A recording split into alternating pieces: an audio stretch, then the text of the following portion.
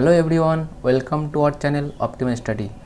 আজকে WBCS 2019 men's paper 4-এর science পোর্শনের যে কোশ্চেনগুলো আমি সলভ করেছিলাম, আজকে তার পার্ট 5। আর নেক্সট আরেকটা পার্ট হবে পার্ট 6, এবং পার্ট 6-এই 2019-এর সমস্ত কোশ্চেন কমপ্লিট হয়ে যাবে। তো যারা বিভিন্ন কম্পিটিটিভ এক্সামের জন্য প্রিপারেশন নিচ্ছ, তোমরা অবশ্যই ভিডিওটা পুরোটা দেখবে। শুরু করছি সায়েন্সের part 5 WBCS paper 2019। First question: water is flowing through a very narrow tube. The velocity of water below which the flow remains a streamline flow is known as. তাহলে কোনো টিউবের মধ্যে দিয়ে একটা নির্দিষ্ট ভেলোসিটির নিচে যদি কোনো তরল প্রবাহিত হয় তখন তাকে আমরা বলি স্ট্রিমলাইন ফ্লো। তো এই পার্টিকুলার ভেলোসিটিটার নাম কি? তো এই পার্টিকুলার ভেলোসিটিটার নাম হচ্ছে ক্রিটিক্যাল ভেলোসিটি। ঠিক আছে, অপশান সি ক্রিটিক্যাল ভেলোসিটি। তো রেনল্ডস নাম্বার তোমরা অনেকেই জানো, Reynolds number R equals to rho VD by mu। আর Reynolds number equals to rho মানে হচ্ছে ডেন্সিটি, ভি মানে হচ্ছে velocity of the fluid, L মানে হচ্ছে লেন্থ অফ দ্য পাইপ, আর মিউ মানে হচ্ছে ভিসকোসিটি বা সান্দ্রতাঙ্ক গুণাঙ্ক, আর হচ্ছে রেনল্ডস নাম্বার। তো এই জিনিসটা, এই রেনল্ডস নাম্বারটা ক্যালকুলেট করে এই ভ্যালুগুলো বসিয়ে যদি 2000 থেকে 4000-এর মধ্যে হয় পাইপ ফ্লোর ক্ষেত্রে, তো সেক্ষেত্রে আমরা বলবো সেটা ক্রিটিক্যাল ভেলোসিটিতে রয়েছে। 2000-এর নিচে যদি যায় ভেলোসিটিটা তখন স্ট্রিমলাইন ফ্লো হবে, আর 4000-এর উপরে গেলে সেটা টার্বুলেন্ট ফ্লো হবে, এরকম টার্বুলেন্ট ফ্লো হবে। আর স্ট্রিমলাইন ফ্লো এরকম স্ট্রিমলাইন ফ্লো হবে। ঠিক আছে, তো এখানে হচ্ছে ক্রিটিক্যাল ফ্লো। অনেকে কনফিউজড হতে পারে টার্মিনাল ভেলোসিটির সাথে।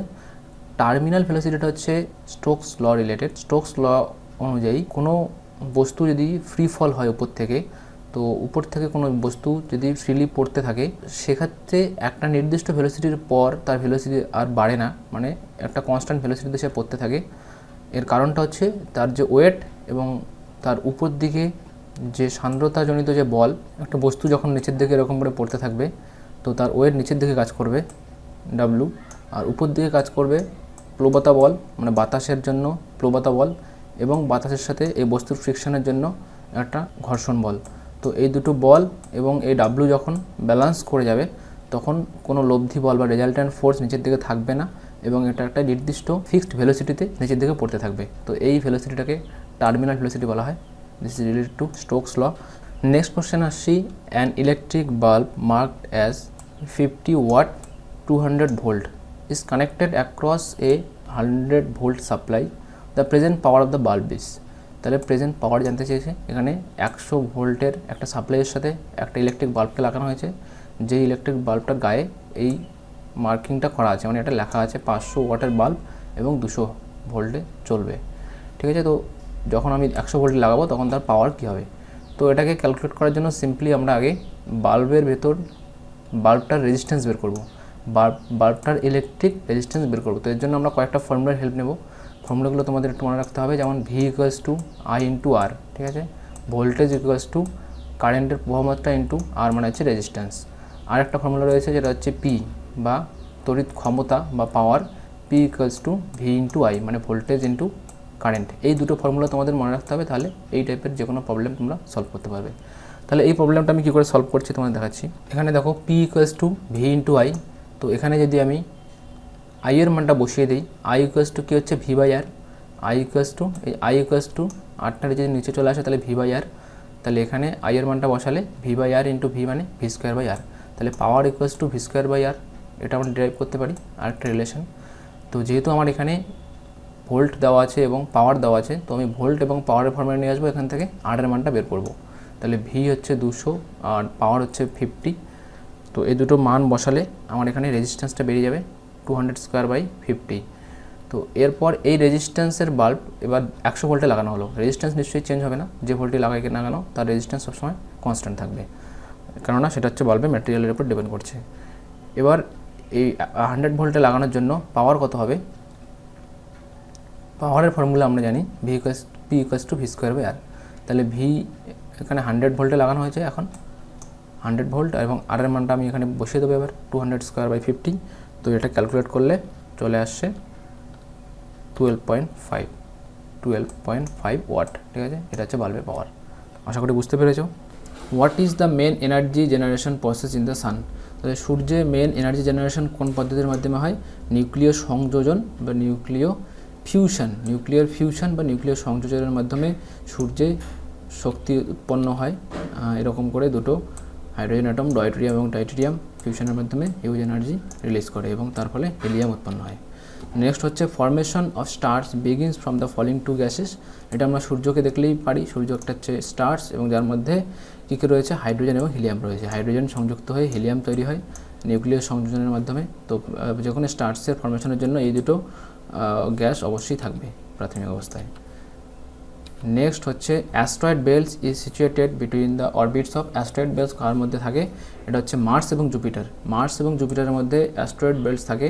এটা ছবিটা হচ্ছে এরকম, দেখো সূর্য, মার্কারি বা বুধ, তারপরে হচ্ছে ভেনাস বা শুক্র, তারপরে হচ্ছে থার্ড প্ল্যানেট আর্থ বা পৃথিবী, তারপরে হচ্ছে মার্স, তারপরে হচ্ছে জুপিটার। এই মার্স এবং জুপিটারের মধ্যে হিউজ গ্যাপ রয়েছে, এখানে হচ্ছে অ্যাস্ট্রয়েড বেল্ট অবস্থিত। অসংখ্য অ্যাস্ট্রয়েড এই জায়গাটায় অনবরত ঘুরে চলছে। তো এই অ্যাস্ট্রয়েড বেল্ট এবং পৃথিবীর মাঝখানে কোন গ্রহটা রয়েছে, মার্স। নেক্সট হচ্ছে India's navigational satellite system is also known as. তাহলে ইন্ডিয়ার যে নেভিগেশনাল স্যাটেলাইট সিস্টেম, যেটা আমরা ইউএসের স্যাটেলাইট সিস্টেম বা জিপিএস যেটাকে জানি, এটা হচ্ছে জিপিএস, যেটা আমরা মোবাইলে ইউজ করি, জিপিএস সিস্টেম। ইন্ডিয়ার যে নিজের থেকে যে সিস্টেমটা জেনারেট করেছে সেম অ্যাজ জিপিএস, তো এটা হচ্ছে IRNSS, Indian regional navigation satellite system. Indian regional navigation satellite system. তো Indian regional navigation satellite system এটা ফার্স্ট লঞ্চ করা হয়েছিল 2013-এ এবং লাস্ট লঞ্চ হয়েছিল 2018-এ। টোটাল 7টা স্যাটেলাইট কাজে লাগানো হয়েছে এই সিস্টেম ডেভেলপ করার জন্য। এবং অ্যাকচুয়ালি 1999 সালে যখন কার্গিল ওয়ার হয়েছিল তখন ইউএস তার জিপিএস বা নেভিগেশন সিস্টেম, নেভিগেশন স্যাটেলাইট সিস্টেমের অ্যাক্সেস ইন্ডিয়াকে দিতে ডিনাই করে এবং তারপর থেকেই ইন্ডিয়া নিজেই আইআরএনএসএস সিস্টেম ডেভেলপ করার জন্য লেগে পড়ে এবং এটা অলরেডি সাকসেসফুল হয়ে গেছে। ঠিক আছে, 2018-এ লাস্ট পাঠানো হয়েছে এবং ইট ইজ নাও ওয়ার্কিং। রাশিয়ার রয়েছে গ্লোনাস, ইউরোপের গ্যালিলিও, চায়নার হচ্ছে বেইডু। ইউরোপের হচ্ছে গ্যালিলিও, রাশিয়ার হচ্ছে গ্লোনাস। এগুলো হচ্ছে এদের নেভিগেশন স্যাটেলাইট সিস্টেম। নেক্সট হচ্ছে what property of earth protects us from harmful radiation from the sun. তো সান থেকে আমাদের হার্মফুল রেডিয়েশন থেকে কি রক্ষা করে, অবশ্যই কি ওজোন লেয়ার। আমরা জানি ওজোন লেয়ার সেটা কোথায় রয়েছে, অ্যাটমসফিয়ারে রয়েছে। ঠিক আছে, তো এটা খুবই ইজি জিনিস। এরকম অ্যাটমসফিয়ারে আমাদের ওজোন লেয়ার আমাদের সান থেকে যে বিভিন্ন হার্মফুল রেগুলো আসে যেমন ইউভি রেজ, সেগুলো থেকে প্রোটেক্ট করে। নেক্সট হচ্ছে the solar sunspot cycle is. Solar sunspot cycle কত দিনের, এটা হচ্ছে 11 ইয়ার্স, 11 বছর। 11 বছর পর পর সোলার সানস্পট দেখা যায় অনেক বেশি পরিমাণে। সোলার সানস্পট মানে হচ্ছে সানের যে রেডিয়েশন সেটা প্রচুর পরিমাণে বেড়ে যায় বিভিন্ন স্পটে। তো এই ধরনের স্পটগুলো 11 বছর পর পর অনেক বেশি পরিমাণে দেখা যায়। তো এটাই হচ্ছে সোলার সানস্পট সাইকেল বলা হয় এটাকে। সোলারের যে ম্যাগনেটিক ফিল্ড সেটা খুবই স্ট্রং হয়ে যায় সানস্পটগুলোতে এবং এই সানস্পটগুলোর সংখ্যা 11 বছর পর পর অনেক বেশি পরিমাণে বেড়ে যায়। ঠিক আছে, which of the following is not a component of the nucleus. তাহলে কোষের যে নিউক্লিয়াস রয়েছে তার পার্ট কোনটা নয়। তো এটা খুবই সিম্পল, একদম বেসিক কোশ্চেন। এটা রয়েছে কোষের ভেতরের পুরো অংশটাকে বলা হয় প্রোটোপ্লাজম। প্রোটোপ্লাজমের দুটো পার্ট, একটা হচ্ছে নিউক্লিয়াস, বাকি বাইরের পার্টটা হচ্ছে সাইটোপ্লাজম। তাহলে এখানে কি বলেছে, not component of the nucleus. এই নিউক্লিয়াসের পার্ট কোনটা নয়, অবভিয়াসলি সাইটোপ্লাজম। ঠিক আছে, তাহলে সাইটোপ্লাজম হচ্ছে নিউক্লিয়াসের পার্ট নয়, অপশন সি। নেক্সট আসছি, in which of the following phenomena the heat waves travel along straight lines with the speed of light. তাহলে হিট ট্রান্সফারের কোন মেথডের মাধ্যমে heat transfer speed of light মানে আলোর গতিবেগের সমান গতিবেগে ট্রান্সফার হয়। তো তিনটে হিটের ট্রান্সফারের পদ্ধতি রয়েছে, একটা হচ্ছে কন্ডাকশন, একটা কনভেকশন আর হচ্ছে রেডিয়েশন। তো এই তিনটের মধ্যে আমরা জানি রেডিয়েশন যেটা সেটা হচ্ছে আমাদের ইলেকট্রোম্যাগনেটিক ওয়েভের মাধ্যমে হিটটা ট্রান্সফার হয়। আর ইলেকট্রোম্যাগনেটিক ওয়েভের ভেলোসিটি লাইট ওয়েভ ভেলোসিটির সমান হয়, মানে 3 × 10⁸ মিটার/সেকেন্ড। তো এক্ষেত্রে আনসার হবে রেডিয়েশন, থার্মাল রেডিয়েশন। থার্মাল রেডিয়েশনের ক্ষেত্রে তাপ ইলেকট্রোম্যাগনেটিক ওয়েভের ভেলোসিটিতে ট্রান্সফার হয় এবং সেটা হচ্ছে স্পিড অফ দ্য লাইট 3 × 10⁸ মিটার/সেকেন্ড। নেক্সট কোশ্চেন আসছি, the following waste comes under red category. Red ক্যাটাগরির আন্ডারে কোন ওয়েস্টটা আসে? এক্ষেত্রে পিএসসি যেটা অ্যান্সার দিয়েছে সেটা হচ্ছে অয়েল ওয়েস্ট, কিন্তু অয়েল ওয়েস্ট ছাড়াও কিন্তু ড্রাগটাও এই রেড ক্যাটাগরির মধ্যে রাখা হয়েছে, কিন্তু ড্রাগের মধ্যে আয়ুর্বেদা এবং হোমিওপ্যাথি এই দুটোকে রেডে রাখা হয়নি, অরেঞ্জে রাখা হয়েছে। তো সেই জন্যই হয়তো পিএসসি অয়েল ওয়েস্টকে অ্যান্সার দিয়েছে। অয়েল ওয়েস্ট হচ্ছে অ্যান্সার আছে রেড ক্যাটাগরি ওয়েস্ট।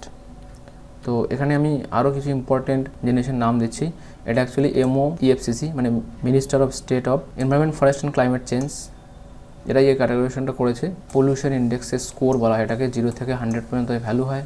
এবং যে তিনটে ক্যাটাগরি রয়েছে রেড, অরেঞ্জ এবং গ্রিন, পলিউশন ইন্ডেক্স সব থেকে বেশি হচ্ছে red category 60 above, pollution index 40-এর নিচে হলে গ্রিন ক্যাটাগরি 20 থেকে 40, আর 40 থেকে 60 আর 40 থেকে 59 হচ্ছে অরেঞ্জ ক্যাটাগরি।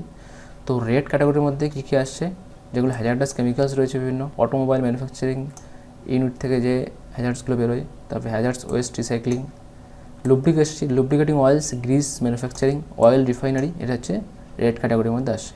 আর অরেঞ্জের মধ্যে হোমিও এবং আয়ুর্বেদিক মেডিসিন আসছে, যার জন্য হয়তো ড্রাগটাকে এরা অ্যান্সার দেয়নি। ঠিক আছে, নেক্সট আসি, which of the following is wrong about molecularity of a reaction. Molecularity বলতে এখানে কী বোঝানো হচ্ছে, কোনটা এখানে মোলকিউলারিটি সম্পর্কে কোন তথ্যটা এখানে ভুল। তাহলে it may be whole number or fractional number. প্রথম অপশানটাতেই দেখো ফ্র্যাকশনাল নাম্বার কথাটা বলা আছে। মোলকিউলারিটি কিন্তু ফ্র্যাকশানে হতে পারে না। মোলকিউলারিটি মানে হচ্ছে সবথেকে মিনিমাম রাসায়নিক বিক্রিয়ার যে স্টেপ, তো সেই স্টেপের যে রিয়াক্ট্যান্টস রয়েছে অর্ধেক অণু, মোলকিউলারিটি কথাটার মানে হচ্ছে অর্ধেক অণু কোনো বিক্রিয়া অংশগ্রহণ করছে। কিন্তু আমরা জানি অণু ভেঙে গিয়ে কখনো রিয়াকশানে অংশগ্রহণ করবে না, একটা পূর্ণ অণুই রাসায়নিক বিক্রিয়ায় অংশগ্রহণ করতে পারে। রাসায়নিক বিক্রিয়া অংশগ্রহণের পর সে ভেঙে যেতে পারে, কিন্তু সে অর্ধেক রিয়াকশানে অংশগ্রহণ করলো আর অর্ধেক করলো না, মানে ফ্র্যাকশনাল মোলকিউলারিটি সম্ভব নয়। তো এখানে কোনটা রং, তো প্রথমটা অবভিয়াসলি রং হয়ে যাচ্ছে। তার মানে আর বাকি তিনটে অবশ্যই রাইট হয়ে যাবে। কী কী রয়েছে, যেমন it is calculated from reaction mechanism calculate করা হয়, অবভিয়াসলি ঠিক। It is a number of molecules of the reactants, ঠিক আছে, রিয়াক্ট্যান্টস মানে যারা হচ্ছে বিক্রিয়ায় অংশগ্রহণ করছে, taking part in a single step chemical reaction. তাহলে একটা সিঙ্গেল স্টেপ কেমিক্যাল রিয়াকশানে যে রিয়াক্ট্যান্টস রয়েছে তার নাম্বার, তো সেটা কখনোই ফ্র্যাকশন হতে পারে না। ঠিক আছে, এই নাম্বারটা হচ্ছে ডিফাইন করে মোলিকুলারিটিকে। It is always equal to the order of elementary reaction. রিয়াকশানের অর্ডার বলতে হচ্ছে যে রিয়াক্ট্যান্টসগুলো বিক্রিয়া অংশগ্রহণ করে তার সংখ্যাকে বোঝায়। আচ্ছা, এখানে কিছু এক্সাম্পল দিয়েছি, যেমন এখানে ইউনিমোলার রিয়াকশান, মানে এখানে এর মোলিকুলারিটি হচ্ছে 1, PCl5 ভেঙে গিয়ে PCl3 এবং Cl2 হয়েছে। এটা হচ্ছে bimolecular nitric oxide, NO nitric oxide এবং ওজোন বিক্রিয়া করেছে, কার্বন মনোক্সাইড এবং অক্সিজেন, এখানে তিনটে মলিকুল অংশগ্রহণ করছে, তো ট্রাইমোলিকুলার। ঠিক আছে, এখানে হচ্ছে ফেরিক ক্লোরাইড আর স্ট্যানাস ক্লোরাইড, এখানে তিনটে অ্যান্ড ট্রাইমোলিকুলার। নেক্সট আসছি, in which of the following pairs the two physical quantities have different dimensions. মানে নিচের কোন দুটো ফিজিক্যাল কোয়ান্টিটিসের ডাইমেনশনস ডিফারেন্ট, মানে একই নয়। ঠিক আছে, এনার্জি আমরা জানি ফোর্স ইন্টু ডিস্টেন্স, টর্ক এবং টর্কও হচ্ছে ফোর্স ইন্টু ডিস্টেন্স, তো দুটোরই ডাইমেনশন অবভিয়াসলি একই হবে, মানে এটা অ্যান্সার হচ্ছে না। তারপর মোমেন্ট অফ ইনার্শিয়া আর moment of force. Moment of inertia মানে হচ্ছে m ইন্টু মানে মাস ইন্টু r স্কোয়ার, ডিস্টেন্সের স্কোয়ার, আর মোমেন্ট অফ ফোর্স মানে হচ্ছে ফোর্স ইন্টু ডিস্টেন্স, এই দুটো ডাইমেনশন একই হচ্ছে না, তার মানে এটাই হবে answer. Moment of inertia and moment of force, এটাই অ্যান্সার হবে। ফোটনের এনার্জি সেটা হচ্ছে E=h তে লেখা হয়, energy Planck constant into frequency, এখানে রিলেশনের মধ্যে দেখতে পাচ্ছি। এবার আমি ডাইমেনশনসের আরও কিছু চার্ট দিচ্ছি, এখানে আমরা অলরেডি অ্যান্সার পেয়ে গেছি, তবুও আমি এখানে একবার দেখিয়ে দিচ্ছি যে অ্যাঙ্গুলার মোমেন্টাম হচ্ছে mvr, অ্যাঙ্গুলার মোমেন্টাম হচ্ছে mvr, আর v এর ডাইমেনশন হচ্ছে L/T ইনভার্স, আর এর হচ্ছে L, তাহলে ml² T ইনভার্স হচ্ছে অ্যাঙ্গুলার মোমেন্টামের ডাইমেনশনস, এবং প্লাঙ্ক কনস্ট্যান্টের ডাইমেনশন হচ্ছে E/μ। এখানে E এর ডাইমেনশন আমি দেখিয়ে দিলাম, ml² T⁻² হবে, এবং ডিভাইড বাই ফ্রিকোয়েন্সি মানে হচ্ছে T ইনভার্স, তাহলে ml² T ইনভার্স। তো এই দুটো ডাইমেনশন সমান হয়ে যাচ্ছে, তার মানে এই অ্যান্সারটা হচ্ছে না।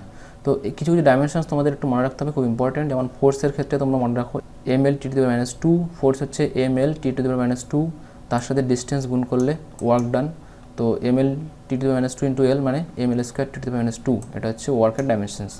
এবং বাকি তোমরা পরপর দেখে নিও, একটা মনে রাখলেই পরপর রিলেশন থেকে বা ইকুয়েশন থেকে পরপর নিয়ে এসে যায়। যেমন টর্কের ক্ষেত্রে হচ্ছে ফোর্স ইন্টু ডিস্টেন্স, তো ফোর্স আমরা জানি ইন্টু ডিস্টেন্স মানে হচ্ছে L মানে ml² T⁻², এবং তার মানে এখান থেকে আমরা দেখো এখানে আমরা করেছিলাম যে এনার্জি এবং টর্কের ডাইমেনশন সমান করেছিলাম। ঠিক আছে, এভাবে বিভিন্ন ডাইমেনশনস বের করা, যারা জানো না একবার পজ করে ভালো করে দেখে নেবে। Next question, during the emission of A positron from a nucleus, the mass number of the daughter element remains the same but the atomic number. তাহলে একটা পজিট্রন যখন নিউক্লিয়াস থেকে বের হয় তখন ডটার এলিমেন্টের মাস নাম্বার সেম থাকে কিন্তু অ্যাটমিক নাম্বার কি হয়। তাহলে আমরা পজিট্রনটা কী সেটা দেখব। পজিট্রন হচ্ছে ইলেকট্রনের একটা অপোজিট পার্টিকেল যার মাস আর ইলেকট্রনের সেম হবে কিন্তু চার্জ অপোজিট হবে। ঠিক আছে, চার্জটা ইলেকট্রনের যেহেতু নেগেটিভ বা -1 তো পজিট্রনের ক্ষেত্রে +1 হবে, তাহলেই যদি ডিক্রিজ বাই 1 অপশান হবে এ। তো এই একটা অ্যাটম রয়েছে, এখান থেকে এটা হচ্ছে পজিট্রনের এক্সপ্রেশন। পজিট্রন কীরকম করে এক্সপ্রেশন করা হয় ই, আর এখানে মাস নাম্বারের এখানে হচ্ছে 0, উপরে হচ্ছে মাস নাম্বারের এখানে 0, মানে মাস নাম্বার কোনো চেঞ্জ হয় না, আর এখানে নিচে অ্যাটমিক নাম্বারের জায়গা হচ্ছে +1।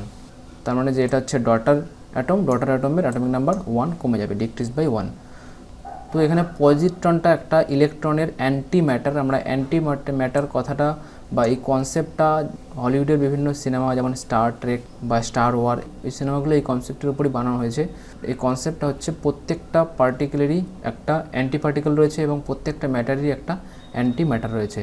তো এই পার্টিকেল এবং তার যে অ্যান্টি পার্টিকেল এই দুটো যদি কখনো একসাথে এসে যায় তাহলে সেই দুটো মিক্সড হয়ে গিয়ে ডিসঅ্যাপিয়ার হয়ে যায় with in a burst of light. ঠিক আছে, মানে একটা পজিট্রন এবং একটা ইলেকট্রন যদি পরস্পরকে স্ট্রাইক করে তাহলে দুটোই ডিসঅ্যাপিয়ার হয়ে যাবে এবং শুধুমাত্র একটা লাইট তৈরি হবে, বার্স্ট অফ লাইট। ঠিক আছে, তো এটা অনেক গভীর কনসেপ্ট রয়েছে, তো এত কিছু এখানে যাচ্ছি না। নেক্সট হচ্ছে which of this are use to measure optical activity. নিচের কোনটা হচ্ছে অপটিক্যাল অ্যাক্টিভিটি মেজার করতে কাজে লাগে।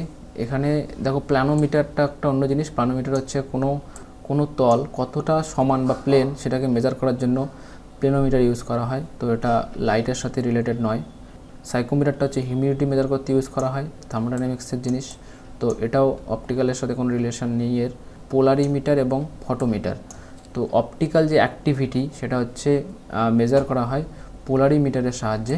ঠিক আছে, পোলারিমিটারটা কি এখানে আমি ছবির সাহায্যে তোমাদের দেখাচ্ছি। এটা ধরো একটা লাইট সোর্স রয়েছে এবং পোলারাইজড মানে কি, মানে একটা তলের একটা ডাইরেকশানে যখন ওয়েভগুলো অসিলেট করবে তখন সেটাকে আমরা পোলারাইজড লাইট বলবো, আর বিভিন্ন দিকে এরকম ছড়িয়ে গেলে সেটা হচ্ছে আনপোলারাইজড লাইট। তো এই তলের মাধ্যমে এটাকে আমি যখন পোলারাইজড করলাম, এই পোলারাইজড লাইটটা একটা সলিউশনের মধ্যে দিয়ে পাঠানো হয়, এটাকে বলে অপটিক্যালি অ্যাক্টিভ সাবস্টেন্স। তো এই অপটিক্যালি অ্যাক্টিভ সাবস্টেন্সের মধ্যে দিয়ে যখন পোলারাইজড লাইটকে পাঠানো হয় তখন তার যে ডাইরেকশানে সে অসিলেট করছিল এই সাবস্টেন্সের মধ্য দিয়ে, অপটিক্যালি অ্যাক্টিভ সাবস্টেন্সের মধ্য দিয়ে যাওয়ার সময় তার এই অসিলেশনের যে ডাইরেকশানটা সেটার অভিমুখ চেঞ্জ হয়, মানে তার অভিমুখের একটু রোটেশন সৃষ্টি হয়। এটা ভার্টিক্যালি অসিলেট করছিল, ধীরে ধীরে ঘুরে ঘুরে এইরকম একটা জায়গার থেকে এরকম একটা দিকে সে অসিলেট করতে শুরু করেছে।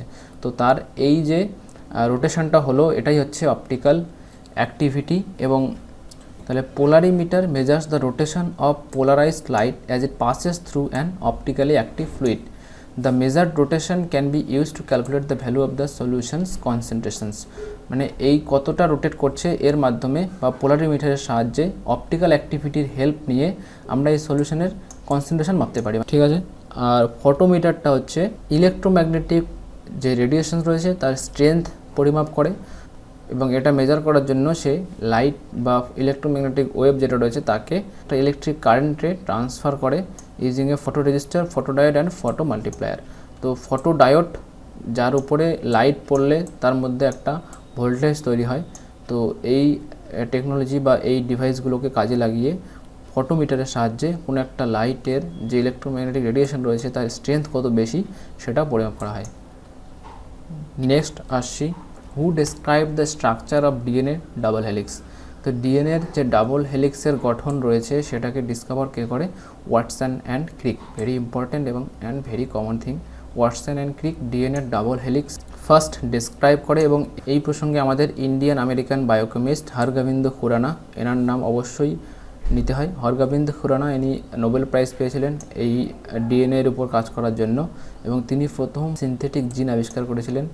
নেক্সট হচ্ছে the device use by banks to automatically read those special number on the bottom of the cheque. তো চেকের নিচে যে একটা স্পেশাল নাম্বার থাকে, তাহলে কোন ডিভাইস এটাকে অটোমেটিক্যালি রিড করে?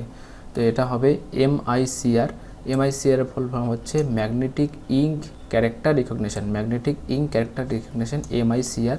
তোমরা যদি কোনো একটা চেক হাতে নাও, চেকের নিচে এখানে চেক নাম্বার থাকে, যেটা আমাদের চেক জমা দেওয়ার সময় বিভিন্ন সময় লিখতে হয়, এবং তারপরে এই MICR কোড থাকে যেটা 9টা ডিজিটের হয়। এটা একটা পুরনো WBCS এর পরীক্ষায় এসেছিল যে MICR কোডে কটা ডিজিট থাকে, তো এটাও তোমরা মনে রাখবে 9টা ডিজিট থাকে।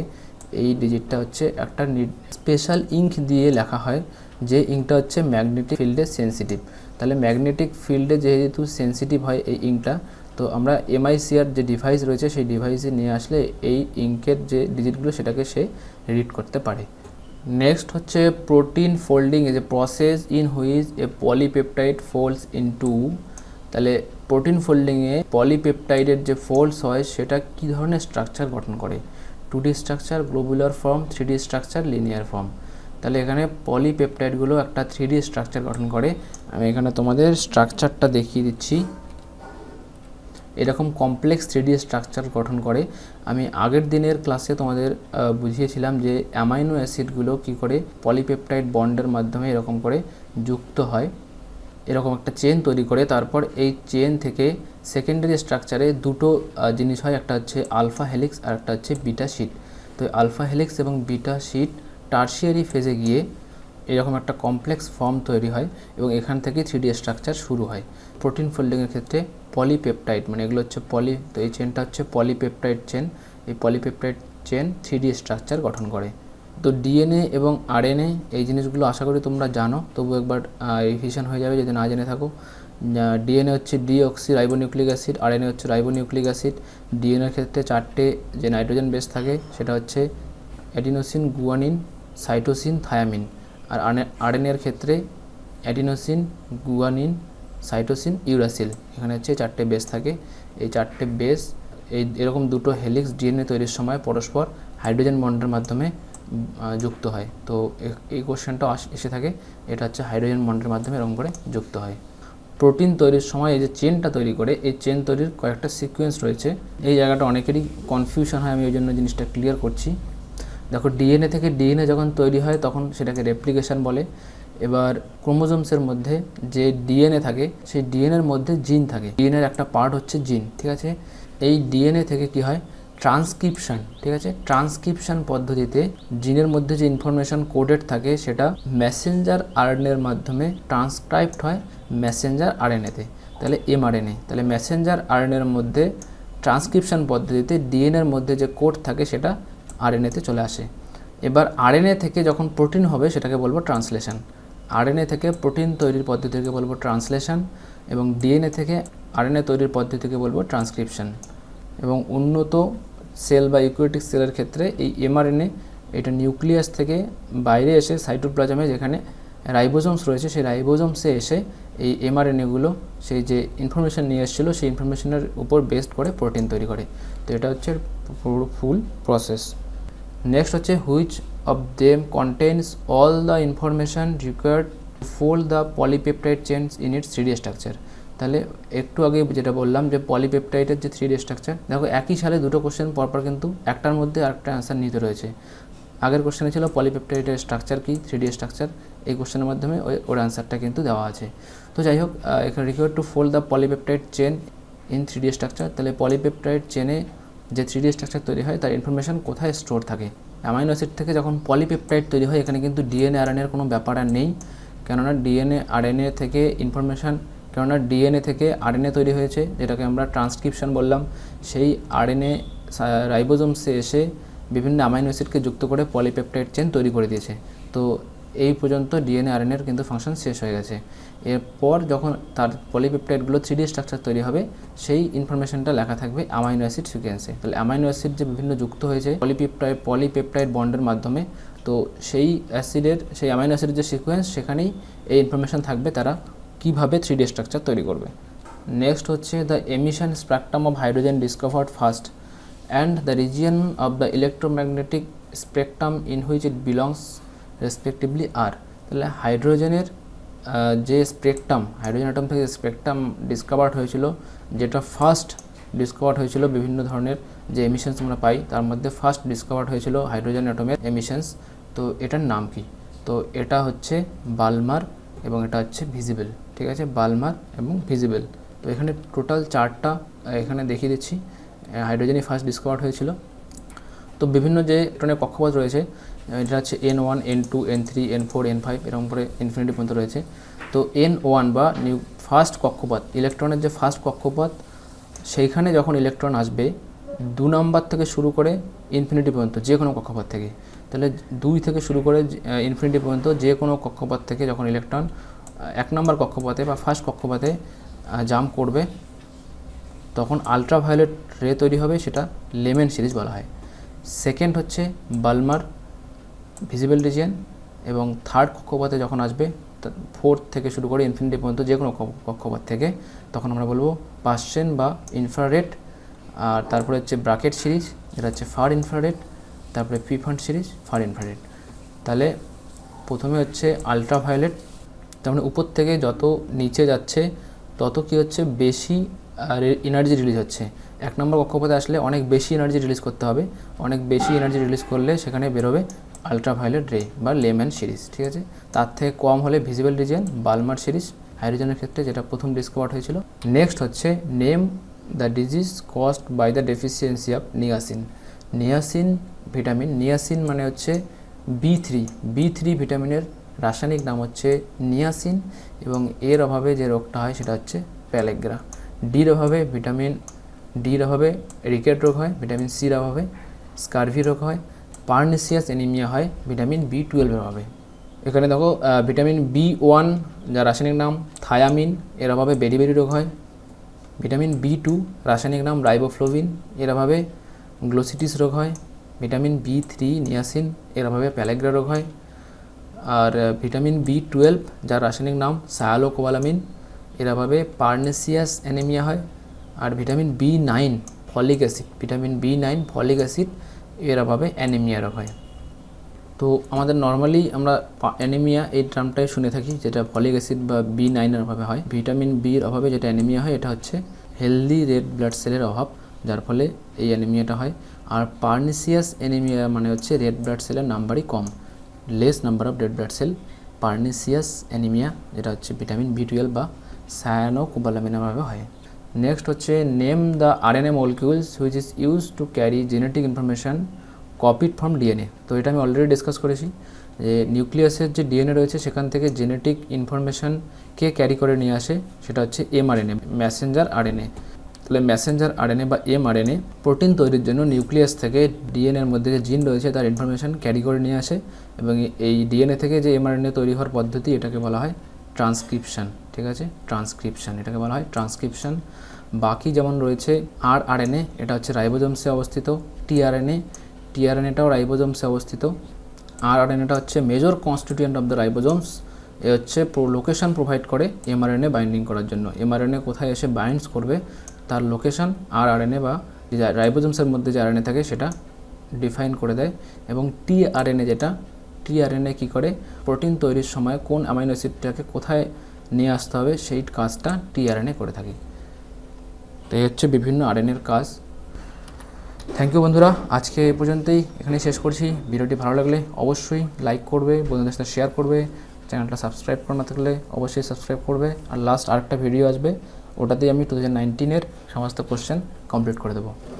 Thank you.